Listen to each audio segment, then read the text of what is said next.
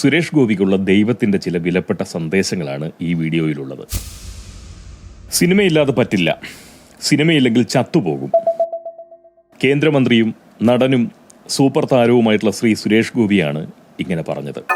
Cinema തൻ്റെ പ്രാണവായുവാണെന്നാണ് അദ്ദേഹം പറഞ്ഞതിൻ്റെ അതിശയോക്തി അല്ലെങ്കിൽ അർത്ഥം. സ്നേഹാദരം എന്ന പേരിൽ കേരള ഫിലിം ചേംബർ നൽകിയ സ്വീകരണ പരിപാടിയിലാണ് സുരേഷ് ഗോപി ഇത്തരത്തിൽ പ്രസ്താവിച്ചത്. ഏതാണ്ട് 20-22 സിനിമകളുടെ സ്ക്രിപ്റ്റ് ആർത്തിയോടുകൂടി കേൾക്കുകയും അഭിനയിക്കാമെന്ന് വളരെ ആവേശത്തോടെ സമ്മതിക്കുകയും ചെയ്തുവെന്നും സുരേഷ് ഗോപി ആ ഒരു സമ്മേളനത്തിൽ അറിയിച്ചു. പാർട്ടി നേതൃത്വത്തോട് അഭിനയിക്കാനുള്ള അനുമതി തേടിയിട്ടുണ്ട്. തീർച്ചയായിട്ടും അനുമതി ലഭിച്ചേക്കും എന്നുള്ള പ്രതീക്ഷയും അദ്ദേഹം പങ്കുവച്ചു. ഒരുപക്ഷെ അനുമതിക്ക് പകരം മന്ത്രിസ്ഥാനത്തു നിന്ന് നീക്കലാണ് സംഭവിക്കുന്നതെങ്കിൽ പോലും താൻ രക്ഷപ്പെട്ടു എന്ന് കണക്കാക്കും എന്നുള്ള മട്ടിൽ സുരേഷ് ഗോപി ആ ചടങ്ങിൽ അഭിപ്രായം പൊഴിച്ചു. ഹിന്ദുക്കളല്ല, നല്ല മനുഷ്യർ ഒന്നിക്കണം. സുരേഷ് ഗോപി അങ്ങനെ പറഞ്ഞു കേട്ടപ്പോൾ 8-10 കൊല്ലം പഴക്കമുള്ള അദ്ദേഹത്തിന്റെ വാക്കുകൾ തീർച്ചയായിട്ടും പോകാൻ ഓർത്തുപോയി. My life is never planned, it goes. വഴി എൻ്റെ മുന്നിൽ തുറക്കപ്പെടും, ഞാൻ ആ വഴിയെ പോവും. അതിൻ്റെ വരും വരായിക ഒരളവ് വരെ ഞാൻ നോക്കും. ബാക്കി എൻ്റെ വിശ്വാസം, എൻ്റെ ദൈവങ്ങൾ എന്നെ കാത്തോളും എന്ന്. വഴി എൻ്റെ മുന്നിൽ തുറക്കപ്പെടും, ഞാൻ ആ വഴിയെ പോകും. അതിൻ്റെ വരും വരായികകൾ ഒരു പരിധിവരെ ഞാൻ നോക്കും. ബാക്കി എൻ്റെ ദൈവങ്ങൾ എന്നെ കാത്തോളും എന്നും. ദൈവങ്ങൾ കാത്തോളുമെന്ന് ഉറച്ചു വിശ്വസിക്കുന്ന വ്യക്തിയാണ് ശ്രീ സുരേഷ് ഗോപി. ഈ ഡിജിറ്റൽ യുഗത്തിൽ ഭക്തരുടെ കൺമുന്നിൽ ദൈവങ്ങൾ അവതരിക്കുകയോ അല്ലെങ്കിൽ അവരുടെ കാതുകളിൽ അശരീരിയായി ദൈവങ്ങൾ നിറയുകയോ ഇല്ല. അങ്ങനൊരു ഏർപ്പാട് ഇപ്പോൾ ഈ അടുത്ത കാലങ്ങളായി ഒരു ദൈവത്തിനുമില്ല, ഒരു മതസ്ഥരുടെ ദൈവത്തിനുമില്ല. പകരം തോന്നലായും ചിന്തയായും വിവേകമായും വീണ്ടുവിചാരമായും തിരിച്ചറിവുകളായും ഒക്കെ ദൈവങ്ങൾ ഭക്തരെ അനുഗ്രഹിക്കുകയാണ് പതിവ്. മറ്റു ചിലപ്പോൾ തങ്ങളുടെ വിശ്വസ്തന്റെ വാവശം ഭക്തർക്കുള്ള സന്ദേശങ്ങൾ ദൈവങ്ങൾ കൊടുത്തുവിടും. ഈ വീഡിയോയുടെ ഉള്ളടക്കവും അത്തരത്തിലൊന്നാണ്. അതായത് സുരേഷ് ഗോപിക്കുള്ള ദൈവത്തിൻ്റെ ചില വിലപ്പെട്ട സന്ദേശങ്ങളാണ് ഈ വീഡിയോയിലുള്ളത്. ആ സന്ദേശത്തിലേക്ക് പോകും മുന്നേ പരമമായ ഒരു സത്യം പോങ്ങ സമുദായാംഗങ്ങളുടെ മാത്രം അറിവിലേക്കായി ഇവിടെ ഇപ്പോൾ പോങ്ങൻ വെളിപ്പെടുത്തുകയാണ്. അസംഖ്യം വരുന്ന ഹൈന്ദവ ദൈവങ്ങളുടെ ഒരേ ഒരു സന്ദേശവാഹകനാണ് ഈ ചിത്രത്തിൽ കാണുന്ന സാക്ഷാൽ മുത്തുപോങ്ങൻ. മുത്തുപോങ്ങനെ അല്ലാതെ മറ്റൊരു പ്രവാചകനെയും ഹൈന്ദവ ദൈവങ്ങൾ അവരുടെ സന്ദേശവാഹകനായി ഇഹലോകത്തിൽ ചുമതലപ്പെടുത്തിയിട്ടില്ല. അതിനാൽ മറ്റാരെങ്കിലും അങ്ങനെ ഒരു അവകാശവാദം ഉന്നയിച്ചു വന്നാൽ അവനെ മുത്തുപോങ്ങന്റെ അനുയായികൾ സമൂലം ശരിപ്പെടുത്തിക്കോണം. ശകലം പോലും മിച്ചം വെക്കാതെ അവരെ കാച്ചിക്കോണമെന്നാണ് പറഞ്ഞതിന്റെ ചുരുക്കം. പോങ്ങ സമുദായത്തിന്റെ വളർച്ചയ്ക്കായി ജനിച്ച നിഗ്രഹ തൊഴിലാളികളാണ് നിങ്ങളേവരും. അതുകൊണ്ട് പോങ്ങ നിന്ന് നടത്തുന്നവരെ മിച്ചമില്ലാത്ത വിധം കാച്ചാൻ ഒട്ടും മനസാക്ഷിക്കുത്ത് ആർക്കും വേണ്ടതില്ല. പോങ്ങ സമുദായത്തിന് വേണ്ടി മരിക്കാനും മരിപ്പിക്കാനും നടക്കുന്ന സകലർക്കും മറ്റാർക്കും വാഗ്ദാനം ചെയ്യാൻ പോലും കഴിയാത്തത്ര ആഡംബര സൗകര്യങ്ങൾ നിറഞ്ഞ സ്വർഗം ലഭിക്കുന്നതാവും. പോങ്ങന്മാരുടെ സ്വർഗത്തോളം കിടപിടിക്കുന്ന ഒരു സ്വർഗവും പരലോകത്ത് മറ്റൊരു മതക്കാരും നിലവിൽ പ്രവർത്തിപ്പിക്കുന്നില്ല. അതുപോലെ യാതനകളുടെ പറുദീസയായ ഉഗ്രൻ നരകവും പോങ്ങ മതത്തിന്റെ കീഴിലാണ് പ്രവർത്തിച്ചുകൊണ്ടിരിക്കുന്നത്. മുത്തുപോങ്ങനെ സമുചിതം വാഴ്ത്താൻ മടിക്കുന്ന സകല നായിന്റെ മക്കൾക്കും വേണ്ടി പടുത്തുയർത്തിയിട്ടുള്ളതാണ് ആ ഉഗ്രമാന നരകം. പോങ്ങ വിരുദ്ധരെ എപ്രകാരം ശരിയാക്കണമെന്ന് വ്യവസ്ഥ ചെയ്യുന്ന ഒരു ശരിപ്പെടുത്ത് നിയമം ഉടൻ തന്നെ പ്രാബല്യത്തിൽ വരുന്നതാവും. അതുപോലെ പോങ്ങ മതവിശ്വാസികളുടെ ഏറെക്കാലമായിട്ടുള്ള ആഗ്രഹമാണല്ലോ സ്വന്തമായി ഒരു വിശുദ്ധ ഗ്രന്ഥം വേണമെന്നുള്ളത്. വൈകാതെ തന്നെ അതും പ്രസിദ്ധപ്പെടുത്തുന്നതാണ്. ഈ മുത്തുപോങ്ങൻ മതഗ്രന്ഥ രചനയിലാണ് നിലവിൽ കഴിഞ്ഞുകൂടുന്നത്. തൽക്കാലം ഇത്രയും കൊണ്ട് പോങ്ങ സമുദായാംഗങ്ങൾക്കുള്ള വെളിപ്പെടുത്ത് അവസാനിക്കുന്നു. ഇനി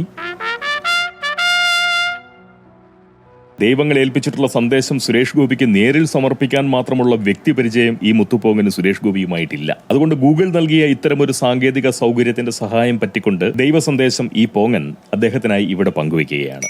ഒരു ശരാശരി മലയാളി കൈവശം വെച്ച് ഉപയോഗിക്കുന്ന ആളോഹരി നിഷ്കളങ്കതയിലും സ്വല്പം അധികം നിഷ്കളങ്കത സ്വഭാവത്തിലുള്ള ഒരാളാണ് സൂപ്പർ താരം സുരേഷ് ഗോപി എന്നൊരു അഭിപ്രായം പൊതുവെ പല ഹൈന്ദവ ദൈവങ്ങൾക്കുമുണ്ട് എന്നുള്ളതാണ് വാസ്തവം. ഒരു വ്യക്തി അല്ലെങ്കിൽ സഹജീവി എന്ന നിലയിൽ സുരേഷ് ഗോപിയോട് സവിശേഷമായിട്ടുള്ള ആദരവും മതിപ്പും പ്രിയവും ഒക്കെ ഈ പോങ്ങനും പേറുന്നുണ്ട്. ആ മതിപ്പും പ്രിയവും ആദരവും ഒക്കെ എന്നിൽ ഉണ്ടാക്കാൻ അദ്ദേഹത്തിന്റെ രാഷ്ട്രീയ കാഴ്ചപ്പാട്, വിശ്വാസസ്ഥിതി, ജാതി മതനില, സ്വാധീനശേഷി, സാമ്പത്തിക സാഹചര്യം ഇവയൊന്നും ഘടകമായിട്ടില്ല എന്ന വസ്തുത പരമബോറന്മാരായിട്ടുള്ള പ്രബുദ്ധ ജനസമൂഹത്തിനു മുന്നിൽ സഗൗരവം ഈ പോങ്ങൻ പ്രഖ്യാപിക്കുകയാണ്.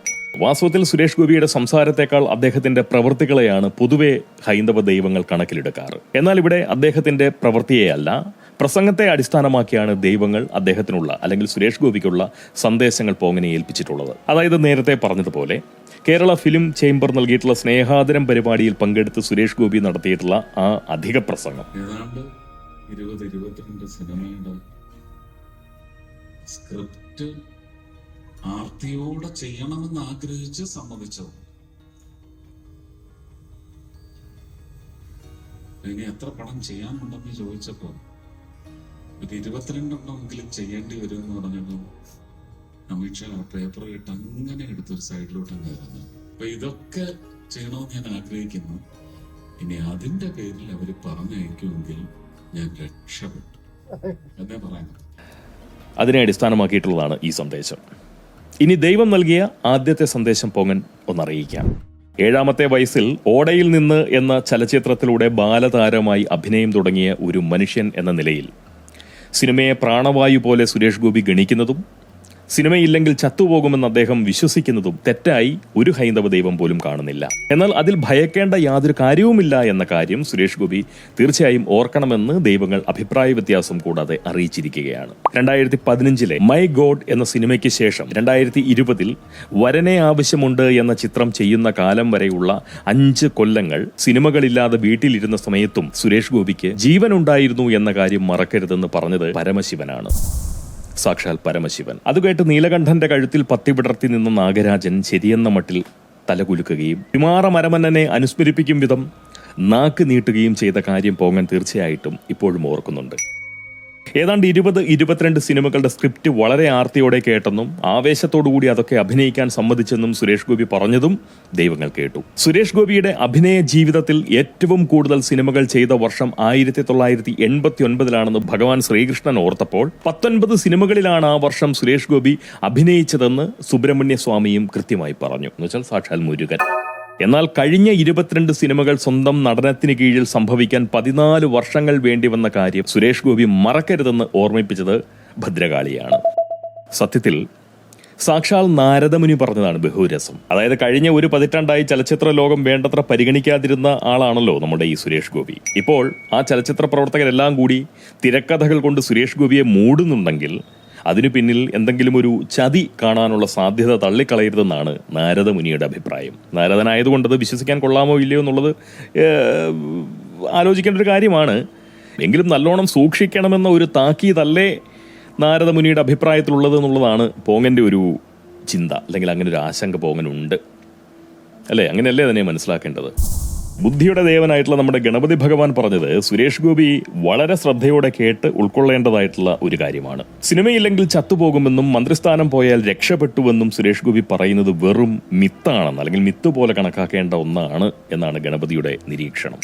സിനിമയ്ക്കല്ല, ഇനി പൊതുപ്രവർത്തനത്തിനാണ് താങ്കൾ പ്രാധാന്യം നൽകേണ്ടതെന്നാണ് വിനായക സ്വാമിയുടെ നിർദ്ദേശം. അങ്ങനെ പറയാൻ തീർച്ചയായിട്ടും കാരണമുണ്ട്. സുരേഷ് ഗോപി വളരെ ഗൗരവപൂർവ്വം സിനിമയിൽ അഭിനയിച്ചു തുടങ്ങിയിട്ട് 4 പതിറ്റാണ്ടോളം കാലമായി. ഇന്നേ വരെ സുരേഷ് ഗോപി എന്ന നടനെയോ അല്ലെങ്കിൽ സുരേഷ് ഗോപി എന്ന സൂപ്പർ താരത്തെയോ പിടിച്ച് കേരള ഫിലിം ചേംബർ ആദരിച്ചു വിട്ടിട്ടില്ല.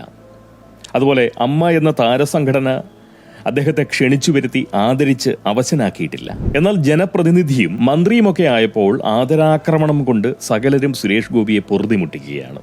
സ്വന്തം വ്യക്തിത്വമോ സേവന സന്നദ്ധതയോ സന്മനസ്സോ ഒന്നും കണ്ടിട്ടല്ല, സുരേഷ് ഗോപിയുടെ പദവി കണ്ടിട്ടാണ് ആളുകൾ ആദരിക്കാൻ പിടിക്കുന്നതെന്നാണ് ഗണപതി പറയുന്നത്.